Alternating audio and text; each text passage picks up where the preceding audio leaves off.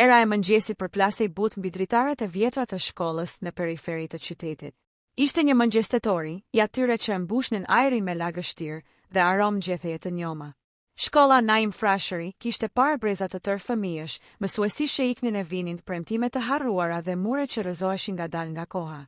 Por për mësuesen Alba Kodra, ajo shkollë nuk ishte thjesht një vend pune, ishte stre, kujtim, dënim dhe shpëtim njëkohësisht.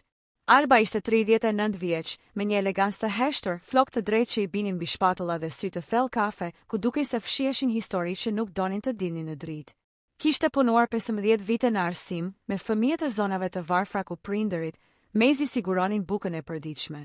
E njihnin si mësuese që kujdesej për të gjithë, ajo që sillte libra nga qyteti, që blinte çanta për fëmijët, pa mundësi dhe që mbetej pas orarit për të mësuar shkrim e lexim atyre që mbeteshin pas. Në orën 07:55 ajo hyri në klas, me librat nën sqetull dhe buzëqeshjen që mundohej ta mbante gjallë. Mirëmëngjes, fëmijë, tha me zë të ngrohtë. Mirëmëngjes, mësuese. U përgjigjen të gjithë njerëzori përveç njërit. Në bankën e fundit, në cepin më të errët të klasës, rinte një djalë i vogël me një xhup të grisur, flokë të zinj që i binin mbi ball dhe një fytyrë që tregonte më shumë moshë nga sa kishte. Ai quhej Erion. Ishte i qetë, thuajse i padukshëm. Kishte ardhur në shkollë vetëm 2 muaj më parë dhe që prej ditës së parë, Alba e kishte vënë re. Jo vetëm për heshtjen e tij, por për mënyrën se si shikonte, sytë e tij nuk ishin si të fëmijëve të tjerë. Ishin sytë një njeriu që kishte parë shumë. Erion, a nuk do ta përshëndesim ditën e re? I tha ajo me një buzëqeshje të lehtë. Ai ngriti syt, pa një çast dhe tha ngadalë. Mirëmëngjes, mësuese. Zëri i tij ishte i butë, por kishte diçka që e bëri Alben të ndalonte për një sekond. Ishte i njohur, i çuditshëm. Një tonin ngjashëm me një zë që ajo kishte dëgjuar shumë vite më parë, një zë që ende ndishte në kujtime, në netët e gjata kur qëndronte zgjuar duke menduar çfarë do kishte qenë po të kishte ndodhur ndryshe. Ajo i hodhi syt përsëri nga fletorja e tij. Ishte bosh, si gjithmonë. Erion, pse nuk e ke bërë detyrën? S'munda, mësuese. Drita u fik në shtëpi dhe nuk isha qiri. Zëri i tij nuk kishte justifikim, vetëm fakt. Fëmijët e tjerë qeshën lehtë, por Alba ngriti dorën. Qetësi. Pastaj ju afrua. Nuk ka problem, do e bëjmë bashk pas mësimit, dakord? Ai e pa me habi, si të mos e besonte. Askush nuk e kishte ftuar kur të qëndronte pas orës. Kur mësimi mbaroi dhe fëmijët dolën në obor, Erion i mbeti aty në bankën e fundit. Hajde këtu, i tha ajo, le të shohim pak këtë matematikën. Ai u ngrit me ngadalë, u afrua dhe ul pranë saj. Ndërsa Alba i tregonte si të zgjitte ushtrimin, sytë e saj ndalonin herë pas here mbi fytyrën e tij. Kishte diçka të çuditshme në mënyrën se si përqendrohej, si ngrinte kokën kur diçka e kuptonte. Ishte një mimik që e kishte parë diku tjetër, te dikush që ajo kishte dashur dikur. Pas orës, ajo mori dosjen e tij nga zyra. Lexoi shënimet e drejtorit. Erion Leka, 11 vjeç. Lindur në Tiranë. Jeton me nënën pa baba. Adres, Lagja e Re, Rruga e Ujit. Emri i Leka i mbeti në kokë për orë të tëra. Ishte mbiemri që ajo nuk e kishte dëgjuar prej 12 vitesh. Arben Leka. Emri që kishte shkatëruar çdo ëndërrrinje, që i kishte rrëmbyer besimin, që e kishte lënë me një plak që kurrës u mbyll. Ai burrë kishte lënë shtatzën kur ishte vetëm 25 vjeç dhe kishte premtuar se do të qëndronte. Por një ditë, ai ishte zhdukur pa gjurmë. Dhe ajo kishte humbur gjithçka, përfshirë foshnjën që nuk e mbajti dot. Tani, pas më shumë se një dekade, një djalë me të njëjtët sy, të njëjtën mënyrë të folurit, ishte ulur në bankën e fundit të klasës së saj. Atë natë, Alba s'mundi të flinte. Ajo e mori adresën që kishte lexuar dhe u nis drejt lagjes ku jetonte djali. Ishte një zonë e varfër, me shtëpi të ulëta, dritare të mbuluara me najlon dhe fëmijë që luanin në rrugë me topa të grisur. Në fund të rrugës, një shtëpi me çati të shtrembër mbante një dritë të zbetë që vinte nga brenda. Ajo u afrua dhe trokiti lehtë. Pas pak u dëgjua një zë femre. Po kush është? Më falni, jam mësuesja e Erionit. Erdhë ta shoh pak, po deshet. Dera u hap. Para saj qëndronte një grua e lodhur, me flokë të mbledhur, duar të ashpra dhe një shikim të trishtë që fshinte shumë histori. Hyni, zonjë, ju lutem. Shtëpia ishte e ftohtë, me mure të lagur dhe një sopë të vjetër që mezi ndiste. Në çoshe, Erioni po bënte detyrat me një laps të vogël të gërryer. Kur pa Alben, u ngrit me kënaqësi. Mësuese. Ajo buzëqeshi. E shikon? I tha nënës, e kam nxënës të shkëlqyer, edhe pse shumë i përulur. Gruaja uli syt. Po, është i mirë. Nuk ankohet kur. Edhe kur s'ka që të haje. Alba ndjeu një shtrëngim në kraharor. Nëse ju duhet ndonjë ndihmë, tha ajo me zë të butë, shkolla mund të ofrojë disa materiale, libra, rroba. S'dua lëmosh, zonjë. Zëri i saj u bë i ftohtë. Vetëm që djali të mësoje. Kaq. Por ndërsa flisnin, sytë e Albës ndalonin tek një foto e vjetër mbi komodinë e drurit. Ishte e zverdhur, por e qartë. Një burr rreth të 30-tave, me këmishë të bardhë dhe buzëqeshje të njohur. Arben Leka. Trupi i saj u drodh. E kishte ditur, por tani e pa. Ai ishte babai i djalit. Ai njeri që e kishte braktisur, që e kishte lënë me një fëmijë që ajo kurrë se pa të lindte. Dhe fati, me një ironi të pamëshirshme, ja kishte sjell përsëri përballë, në formën e një fëmije që kishte nevojë për të. Alba doli nga shtëpia me zemrën që i rrihte fort. Mbrëmja e përpiu, dhe ajri i lagësht i rrugës ju duk si një morë që e shtypte. Në kokë i vlonin kujtime, netët kur kishte qarë vetëm, letrat që nuk mori kur përgjigje, fytyra e Arbenit kur i premtoi do kthehem të nesërmen. Dhe tani, ky djalë ishte gjaku i tij. Të nesërmen, ajo nuk foli me askënd. Vetëm e shite Erionin nga larg, me një përzierje dashurie, dhimbjeje dhe diçkaje që se dinte ta përkufizonte. Në pushim, i solli një sanduiç. Ai e mori me ndrojtje. Faleminderit, mësuese, por nëna s'do që të marrë gjëra. Nuk është dhurat, është nga unë, si shenjë që ke bërë përparim. Ai buzëqeshi dhe ajo pa për herë të parë një gropës në faqe, njësoj si ajo që kishte pasur Arbeni. Ajo e dinte, jeta po luante një lojë të rrezikshme me të në ditët që pasuan, Aurora u përpoq të sillte qetësi në jetën e saj. Shkolla po i merrte gjithnjë më shumë kohë, dhe çdo orë që kalonte me nxënësit e saj ishte si një mënyrë për t'u arratisur nga mendimet që e mundonin. Megjithatë, çdo herë që shite Ilirin, diçka brenda saj thihej e rindërtohej. Ai kishte një ndjeshmëri që nuk e kishte parë kurrë në një djalë të atij moshe. Ishte i heshtur, por vështrimi i tij kishte një thellësi që s'mund të injorohej. Një ditë pas mësimit, ajo e pa tek rinte ulur në oborrin e shkollës, vetëm me një fletore në dorë. Fëmijët e tjerë kishin ikur, por ai s'kishte lëvizur. Aurora ju afrua me hapa të kujdesshëm. Ilir, pse s'ke shkuar ende në shtëpi? E pyeti ajo. Djali ngriti kokën ngadalë, me sytë që i shkëlqenin në dritën e diellit që po perëndonte. Prisje të mbaronte motra ime punën tek marketi. Ne ikim bashk, tha me një zë që mezi dëgjohej. Aurora ul pranë tij në stol. E di që je shumë i përkushtuar, Ilir. Kam parë që shkruan mirë. Fletoria jote është plot mendime të thella për moshën tënde. Ai uli syt, paksa i turpëruar. Shkruaj që të mos mendoj për gjërat e këqija. Çfarë gjërash të këqija? Pyeti ajo me butësi. Mungesën e babait. Kjo fjalë e fundit e goditi si rufe. Aurora u ndal si e ngrirë. Zemra i rau fort. Nuk e babain pranë? Jo. Nuk e kam njohur kur. Mamaja thot se ai ku para se unë të lindja. Aurora ndjeu sikur diçka ju ngjit në fyt. U mundua të ruante qetësinë. E si e quante mamaja jote? Pyeti me kujdes. Arben Gjoni, mendoj. Nuk jam i sigurt, ajo s'flet shumë për të. Aurora u ngrit me vrull. Emri ju përplas në trurin e saj si një thikë e ftohtë. Arben Gjoni. I njëjti burr që e kishte dashur dikur që e kishte lënë, që kishte ikur pa kthyer kokën pasi kishte mësuar që ajo ishte shtatzën. Tani, përpara saj, rinte djali i tij. Atë mbrëmje, Aurora nuk fjeti. Kujtimet e së kaluar se pushtuan si një stuhi e vjetër. Ajo e njihte çdo detaj të asaj kohe, verën e gjatë, netët në plazhin e Durrësit, premtimet që Arbeni i kishte dhënë, puthjen e parë dhe pastaj zhdukjen e tij. Kishte ikur në Itali, pa e njoftuar, pa një letër, pa asgjë. Aurora kishte mbetur vetëm e friksuar e turpëruar. Ishte detyruar të abortonte fshehurazi, nga frika e familjes dhe e fjalëve të botës. Ishte betuar se nuk do të donte më askënd. Tani, pas gjithë atyre viteve, përpara saj shfaqej një djalë që kishte sytë e tij. Ditët në shkollë u bën të vështira. Aurora përpiqej të ruante distancë, por Iliri afrohej gjithnjë më shumë. Ishte si një shpirt që kërkonte ngrohtësi. I sillte lule të egra çdo mëngjes, i shkruante poezi në fletore, i tregonte për motrën që punonte gjithë ditën për të paguar qiran, për nënën e sëmurë që nuk ngrihej dot nga krevati. Një pasdite, Aurora vendosi ta vizitonte familjen e tij. Mori një qese me ushqime dhe shkoi në lagjen e varfër në periferi të qytetit. Banesa e tyre ishte një dhomë e vetme, me mure të çara dhe një dritare që mezi shndronte hapur. Motra e Ilirit, një vajzë e re me fytyrë të lodhur, e priti me buzëqeshje të ngrohtë. Ju jeni mësuesja e Ilirit? Ai flet gjithmonë për ju. Aurora u ndje në siklet. Sytë e saj rrëshitën në një foto të vjetër mbi komodinë, një grua me flokë të zeza e re dikur, por tani e sëmurë. Ishte nëna e Ilirit. Mamaja fle, tha vajza. S'është mirë. Mjekët thonë se ka pak shprezë. Aurora u afrua dhe pa fytyrën e saj. Ishte zbet, por e njohur.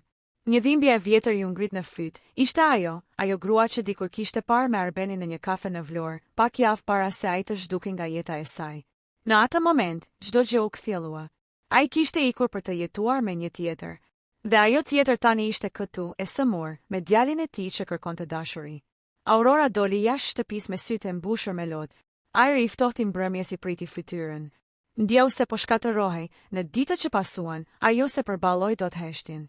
Filloi të kërkonte informacion për Arbenin. Askush s'dinte gjë. Disa thoshin se kishte vdekur në Itali, të tjerë se ishte kthyer fshehurazi në Shqipëri.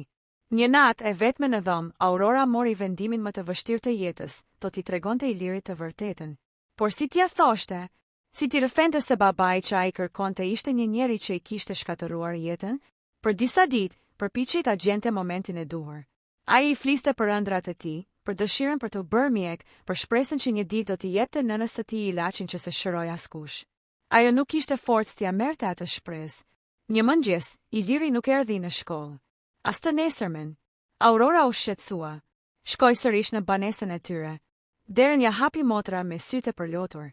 Mami ndëroi jetë mbrëm, i tha ajo me zë të dridhur. Iliri s'ka folur me asnjë çatëherë. Aurora hyri brenda. Djali rinte në heshtje, në krah të krevatit ku shtrihej trupi i nënës. Mësuese, pse ndodh kjo? Pyeti ai me një zë që nuk dukej se dite nga një adoleshent, por nga një njeri i thyer. Pse të mirët ikin gjithmonë?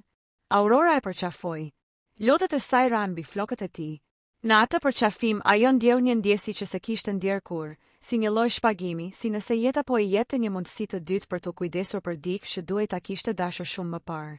Pas varrimit, ajo e mori Ilirin përkohësisht nën kujdestari. Ishte një proces ligjor i ndërlikuar, por askush nuk e kundërshtoi. Ai e pranonte me mirënjohje, me besim, si një djalë që kishte gjetur më në fund dikë që e dëgjonte. Me kalimin e muajve, shtëpia e Aurorës u mbush me jetë.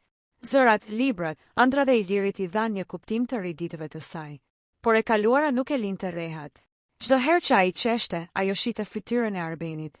Deri një mbrëmje, kur në derë trokiti dikush. Ishte ai, Arbeni. Plakur i raskapitur, me flok gri dhe sytë e një njeriu që kishte humbur gjithçka. Aurora, tha ai me zë të ngjirur. Duhet të flasim. Ajo su përgjigj. E di për djalin, vazhdoi ai. Më thanë që po kujdesesh për Ilirin. Aurora e pa drejt në sy. Tani kujtohesh. Pas gjithë këtyre viteve, ai uli kokën. Kam qenë në burg në Itali për diçka që se bëra. U ktheva vonë shumë vonë. Lotët i mbushën syt. Aurora nuk dinte ç'të thoshte. Në atë moment, Iliri doli nga dhoma e gjumit dhe u ndal përballë tij. Kush jeni ju? Pyeti. Arbeni nuk foli. Vetëm e pa gjatë, me një tronditje që nuk mund të fshihej. Aurora e kapi dorën e djalit me forcë. Është më mirë të mos e dish, Ilir. Por djali e kuptoi. Syti u mbushën me lotë. Babait përshpëriti. Ti je babai im. Në atë moment, koha u ndal. Aurora u kthye nga dritarja për të mos treguar fytyrën e saj të lagur nga lotët. Ishte një fund dhe një fillim në të njëjtën kohë. Në ditët që pasuan, prania e Arbenit ndryshoi gjithçka në shtëpinë e Aurorës. Iliri ishte në konfuzion të plotë. Një pjesë e tij donte ta përqafonte babain e humbur, ndërsa tjetra e urrente për mungesën e gjatë. Aurora i rrinte pranë, pa thënë shumë. Ndjente se çdo fjalë që do të thoshte mund ta coptonte më shumë zemrën e djalit. Arbeni përpiqej të afrohej, por çdo përpjekje i binte ndesh. Ishte si një hije që futej në një botë ku s'kishte më vend. Një mbrëmje, ndërsa po hanin darkë, ai u përpoq të fliste.